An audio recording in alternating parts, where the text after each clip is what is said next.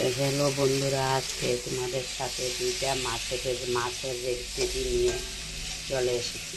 দেখো, সিম দিয়ে, আলু দিয়ে, ট্যাংরা মাছ দিয়ে আর মাছের বড়ি দিয়ে রান্না করবো। আর এখানে আছে কিস্তি মাছও রান্না করব, তো তোমাদের সাথে শেয়ার করব। দেখো,